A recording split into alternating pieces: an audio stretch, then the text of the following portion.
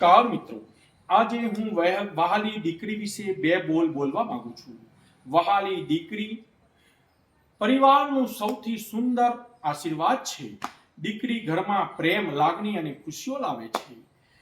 એ માત્ર માતા પિતાની લાડકી જ નથી, પરંતુ ઘરનું ઘરેણું ગૌરવ અને ભવિષ્યની શક્તિ છે.